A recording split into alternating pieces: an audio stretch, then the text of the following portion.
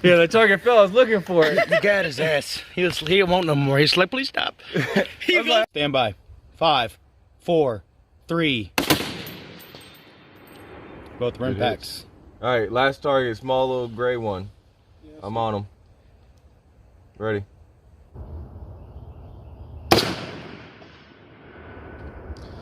I love hitting steel 308. It's just always fun. Damn, Thomas. Knocked it over. Good shit. I was about to shoot too. Good one. Alright guys, welcome to another LocsNLoad video. What's up? Alright guys, like I promised, I'm going to do a video on this stock for my Socom 16, my M1A Socom 16 in chamber 308. Well, can't caliber 308, but alright, so before the last video, I showed y'all the Socom that was in this stock, right? It was looking like this. Right, looking like that. And so I wanted to update it, bring it to the 21st century, right? Because on here you don't see anywhere to mount any kind of rails or nothing, it's just kind of plain as is. You know, I added the stock, but that's kind of about it. You can do more, but you kind of really have to kind of start having a knowledge of the firearm and how the systems work to make sure you're not interfering with the parts of the firearm when they're operating.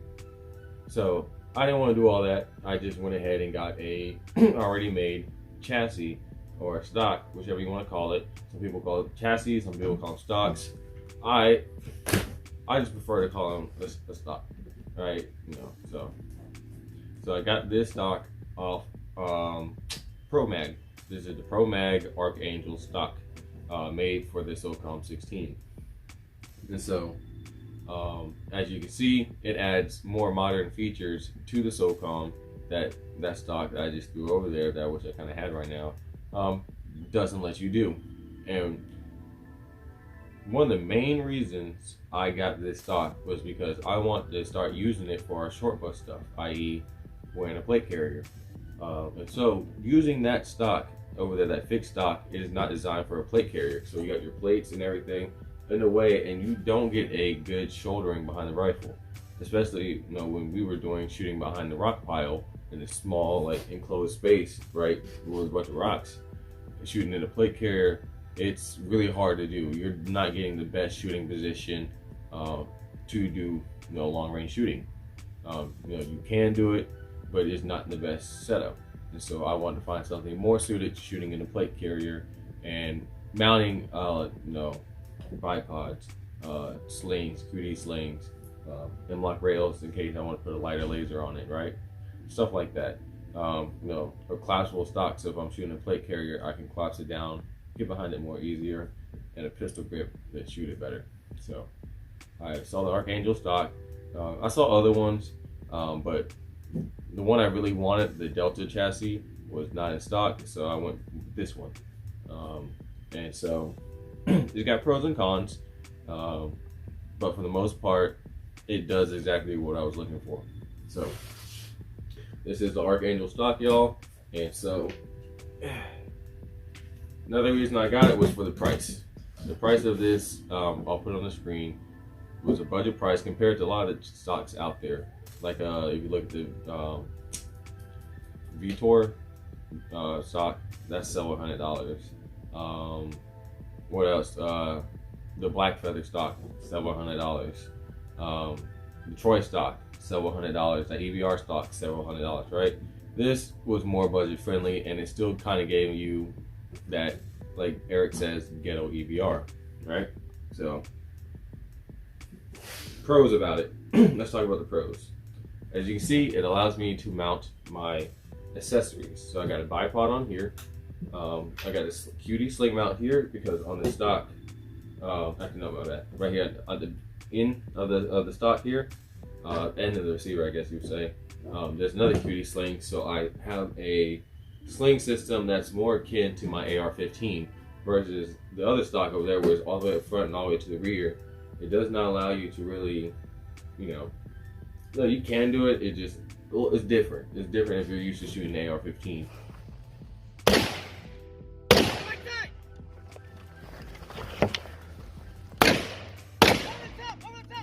versus this, it'll sling and come down. You got a pistol grip, and you grab the foregrip. Akin to like an AR-15. So you just come out with the sling, and bam, it's right there in your shoulder. You know, I have a video of me running and gunning with this gun, and you know, to show you guys. All right, so you know, I can have that and everything. The stock itself is more tight fitting, if that makes sense. Well, it has more of a tighter fit than the original Springfield stock. The Springfield stock is good. It's just, it could be better. I'll put it like that. And so this Archangel stock has more of a tighter fit to not only the barrel and the receiver, giving it a better, gives it better accuracy because things aren't moving around and shaking around so much.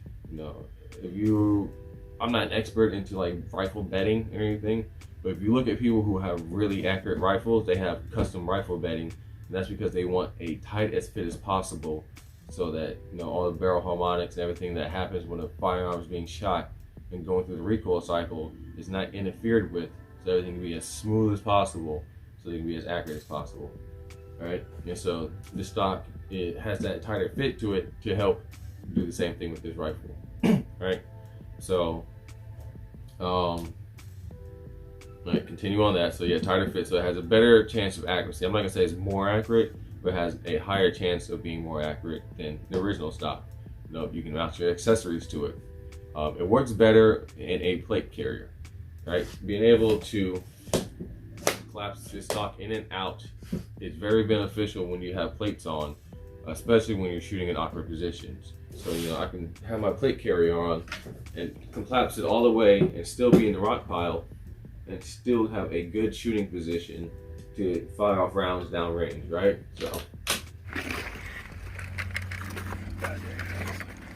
Bro, there's no comfortable way to do this shit. That's the way it's supposed to be. Like, no matter how many times you do it, it does not get any comfortable. It's the way it's supposed to be. It's the way it's designed. And this is where I got it.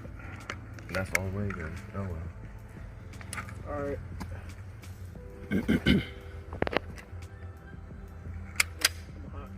I'm ready. Alright, shooter ready. I have control. I have control fire on the TF2. 5, 4, 3, 2, 1. Both are impacts. Good shot. Engage the next target. Alright, on the guy in the tree. Right next to the tree, Eric. Yeah, give me 1 second, got him. I have control. Fire on the TF2. Stand by. 5, 4, 3, 2, 1.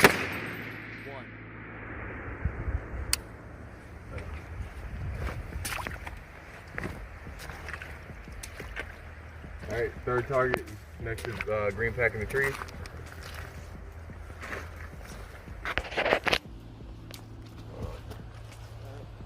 Got him? Ready. I have control. Fire on the TF2. Stand by. 5, 4, 3. Good. Simultaneous shot. That was almost perfect. right, no rounds in there, the bolts lock back, so pull the trigger, nothing happens. So I can be in a position, right, in the rock pile, squash down, whatever, and still have a comfortable enough position to not really have to worry about like, oh my god, this kind of hurts or sucks. Right, I'm more focused on the target downrange. So very, very beneficial to me in that regard. What else? It says it's lighter, but to be honest, I guess I'll get into the. It's somewhat of a pro and con because depending on who you are, it might be better, right? But I guess the con of the stock is that the weight isn't. It's lighter, but the weight is not even out, right? The Springfield stock over there feels heavier, and I think it is a little heavier.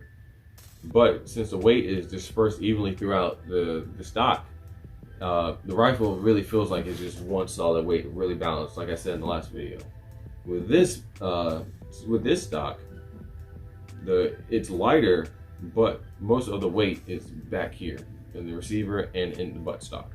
because out here it's light. There's not as much metal, right? So when you're kind of using it for a while, it starts to, like, the weight starts to kind of get on you a little bit. You start to hold it out. Maybe I just need to work out more. I think that's what it. If I worked out probably more, it wouldn't be that big of an issue. But the weight does feel more back heavy than the sprinkle stock. So, you know, when you're, you know, like when I was carrying it through the woods, doing our land nav with it, it was doable. Don't get me wrong, it was very doable.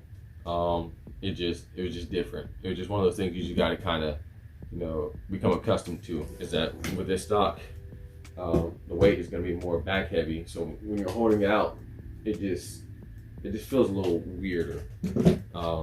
Again, you can practice through it and get over it. Just a minor con. That's about it. That's really the biggest con with this chassis, is that the weight of it just feels off balance. I'll give it that. You know, it doesn't feel very balanced. Now I'm pretty sure it'll probably even out if I, you know, once you put like a light up here and maybe like an IR device or something on the side, right? Maybe then the weight would feel more evened out. But since I don't have those things on here, it feels unbalanced. Now, besides that, that's about it. It's a very modern stock compared to the Springfield stock. Very budget friendly, and it still allows me to do what I wanted to do and bring it into the 21st century, right? So I still have it. There are better ones out there, yes, I'll definitely admit to that. Especially ones like the Delta 14 chassis. They'll have a folding stock. I definitely want one of those. And I think it's also a little lighter than this too. So with that being said, it's still a great chassis. It's still a stock, whatever you want to call it. I know I go back and forth. It's still accurate. I can hit targets with this 1 to 8, or I used to have the 3 to 18 on here. Like I said, 250, 300 yards with this thing. Very easy. You know, it's not the most accurate thing in the world compared to an AR-15, but it's still a decently accurate rifle, right? It's still man-size target capable out to 500 yards. Very, very capable. So don't let people be like, oh, it's not one MOA. It's that. Listen, if you go through your skills as a marksman, you can definitely hit a man-sized target from 0 to 500 yards, easy. So, especially with this setup, especially with a 1 to 8 on here, you know, you can do that. And a 308. 308 is a devastating round, especially nowadays. Back in the days, they only really had 308 ball ammo, right? If you look at like Vietnam and everything, they was using ball ammo. But nowadays, you know, granted, the military can't use certain rounds, but civilians, they can really kind of have a pick of the litter. So they can have all kinds of 308 expansion rounds, you know, different kind of tips, stuff like that. So that can really make a small entry hole and a fist-sized exit hole, right? So just, right? So 308 is definitely one of my favorite calibers. So, and this stock is still one of my favorite stocks. That's why I haven't sold it.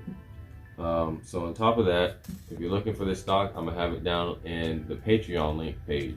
Because again, I can't post links here like that to gun pages or anything firearm related on YouTube. So it's all on my Patreon page. So make sure you sign up for the Patreon page and you get those links and everything and other paid things I have on there. Like I just put up a bunch of optics at a like half off discounted price. So you can go over there and see those on the Patreon page. So make sure you sign up. It's only $1 a month. So guys, hope you like the video. Like, comment, subscribe, share with at least one friend. Stay dangerous. If you're looking for firearm training, I'm here in Jacksonville, Florida. Also do CCW certificates. Just message me. I have my webpage and the link below. They'll take you to the site and you can sign up for a class there. I do travel. You need at least 6 people or more. So on top of that, thanks for watching. Stay educated, stay dangerous. LocsNLoad out.